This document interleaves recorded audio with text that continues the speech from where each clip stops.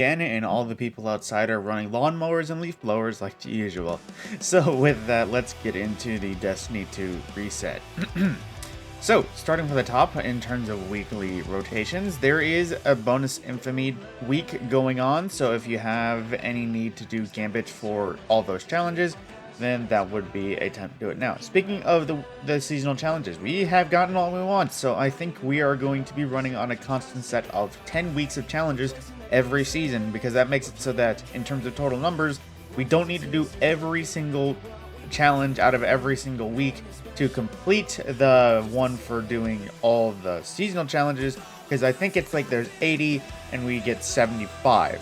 So there's a few challenges that can be left undone. Actually, it might be like you get 77. So you don't need to do every single one. I definitely don't think I'm going to need to do the trials one, but at the same time, I'm probably going to need to do the Gambit at some time.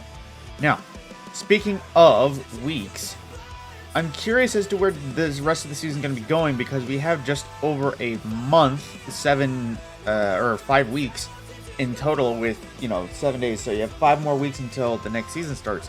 And on the roadmap, there was a little thing that said seasonal epilogue, where it was like a seasonal story wrapping up. I suppose it would be, kind of like when Season of the Worthy, you know how you noticed that that wall where it kept saying that the darkness ships were getting closer with the pyramids?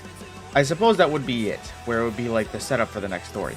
Now, I'm only a little bit confused on where that is going, just because of the fact that, in the picture for it, it showed the city still under Endless Night, so I'm just curious what's going to happen with that.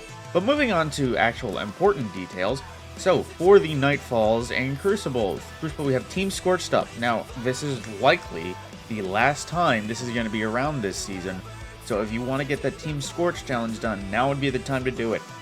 It's honestly not that hard, you just need to put a little bit of time into it. It might be a little bit ridiculous once you put in the work, but of course, that's any Crucible mode nowadays. And for our Grandmaster Nightfall, we should have Warden of Nothing. Now, it's weird to see how this one's going to go, just because this one's the first time around. Typically, this one's annoying, just because, mob champions and match games, so most likely everyone's going to need to set up for everything. At the same time, it's Scorched Earth for more grenades, goblins spawn those arc pools. God, I hate that. That will hurt badly, and we have no radar. Aside from that, it is the usual Grandmaster modifiers. Huh. It's weird looking at it. There's no burn. Like, hear me out about this, but usually with these, there's some sort of burn. Like, how do I say this? Freaking, it would say, like, the Warden's Stratagem, or the Warden's Law, or something like that. It would be like Void or Solar and environmental damage is boosted. There's no modifier for that. It's honestly just the pools, the Scorched Earth, then no radar, and then every single of the usual Grandmaster modifiers. Huh, that's pretty weird. And at the same time, let's see, last week was on Jury, so we're going to be getting more of the Uzume. I might finally pick one up, and if funny me, I don't have either of the versions, just because my team didn't decide to rotate that. So with Vault of Glass, all the challenges have come all the way back around. It is Conflicts Challenge once again, which that is to kill the wyverns as they are sacrificing. It is not Dragon's Den where you have to kill every wyvern with super damage. You must kill everything kill every wyvern on the field while it's sacrificing. If it despawns on its own accord, then you don't have to worry about that. Now going to Europa, we have the Safeguard Simulation for the Exo Challenge, the Technocrat Empire Hunt, and for our freaking Crypt Challenge, it is Core 4 10x Challenge, which is an easy one. It's honestly kind of like Oryx Challenge, where people just learned it's the easier method to do anyways. And with that, Cadmus Ridge is our Eclipsed Zone at the same time. Now, moving about, there was one thing I forgot to start doing with this season, and now that they kind of fixed them, it's time to check in on these, and that's the Ada and Banshee armor set. Now, for Banshee, we have, I think, a pretty good God roll, Toil and Trouble. So, Outlaw Threat Detector might not be good, but it comes with a range masterwork, either light mag or accurate rounds, both with a range boost, one just a little bit better reload.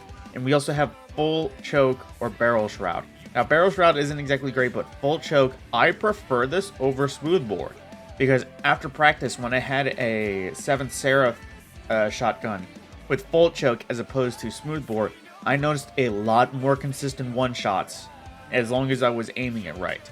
So with that, it's not a great thing for PvP or PvE because, you know, cost of precision damage, but at the same time, that is a good perk. Now, Lonesome, we have Grave Robber, Kill Clip, not a bad roll, Extended Land Might Mag, Arrowhead Break for Little Barrel, Range Masterwork, solid sidearm, but then again, why would you be using a sidearm? Now, Last Perdition, similar thing, Grave Robber, Rampage, Accurized Rounds, Alloy Mag, with 2 scopes, 1 for range, 1 for short, I think. Yep, that's the medium zoom, and Range Masterwork as well. Now, I'm not sure if it will ever be back, but this was a good pulse rifle to use for the Proving Grounds Grandmaster. Not to mention, I don't know if Proving Grounds will be coming back in that, but I'm not sure if it'll have Void Shields or, you know, I'm not sure if it'll be, but it's good to grab that one just in case. You know, it's only 30 shard and 1,000 glimmer. Now we had the Politis Corrector. Let's see, Elemental Capacitor Genesis. Not great on the rolls there. I suppose this would be all about performance then. Let's see, Extended Mag or Ricochet rounds, small bore or full bore, handling masterwork. Not the greatest. Then again, it is a lightweight scout. They need to find ways to erect them. Okay, now the worst archetype of grenade launchers now. We have Genesis Snapshot. Oh god, I might as well just not even... Yeah, no. Ignore that one. Now you have Memory Interdict, Unrelenting Underdog, Alloy Casing, Augmented Drum. So we either have... faster reloads or big extended mag with quick launch or volatile launch. Honestly, grenade launchers of the heavy variety aren't really in a good spot. Ever since aggressive frames got changed into rapid fire frames, they really just haven't been the choice for damage. But then again, our most used weapon in history is a grenade launcher. Talking about you, Anarchy. And on that topic, before people get angry with the Anarchy nerf, it has been untouched. Like, since it came out. And Bungie clearly stated, the nerf is not coming as a result of Breach and Clear being the best possible use this season. It's mainly because Anarchy has been a use since it came out, and it's been good. I honestly used Anarchy for all of my Grandmaster frickin' attempts, even before Breach and Clear. But aside from my little rant, time to check with Ada about armors. Let's see, the Mimic Savior set. Let's see, a 48 roll on helmet, 55 on chestplate, not terrible. Of course, the mark that doesn't have stats, 51 on helmet, and 49 on greaves. Now, of course, that armor is based on character. It is Mimic Savior if you wanted it purely for the look. Although, if you want rolls, actually, hang on. Let me actually extend the recording and put a little effort towards myself. Let me just check this myself, because this won't be too hard to do. Then Series X loading time, boy. And if I'm fully honest, I usually wouldn't do this, but at the same time, I got some new music that I'm letting y'all listen to while this is going on. So I have a reason to share. Now, for Ada on the Hunter. Of course, Red Moon grips. Red Moon Phantom, let's see, 48, 52, nothing, 53, 49. So no crazy high spikes in any of these. It's not terrible stat rolls, of course. For some reason, the gauntlets are another 48 roll. Oh, she has Charge Harvester. I would also recommend picking that up today. That's a pretty good PvP one that if you can literally just put on Charge Harvester and High Energy Fire, and on occasion you will get just boosted time to kill or Rampage times 3 just because you got a kill. Then again, it will hit your stats, so there is a cost and pull. Now for the Warlock as well. Alright, let's see if the Warlock's got any crazy armor sets as well. Now let's see, 51 roll, 53. Spike in resilience there. So that's honestly the only spike I've seen past 20. And 48 roll for the helmet, general all around, and 53 roll for that. Okay, so the only piece of armor I might say pick up is if you're thinking about doing a little tanky Warlock, I would pick up this chestplate just because, you know, 26 resilience, but at the same time, it doesn't really seem special. You know, all the other stats are kind of suffering on that. Discipline, you know, it's not the greatest, but of course, if you're looking to 8-1 to buy armors, aside from last week, because, you know, a 20 and a 30, was it? Or 20 and a 20. Either way, that spike was incredibly good. But aside from that, that is everything I got for you out of this reset update. I shall see how Destiny develops in the next coming weeks, whenever that upcoming anticipated story epilogue comes. Oh, hey, a Braytech Werewolf. I just noticed that one.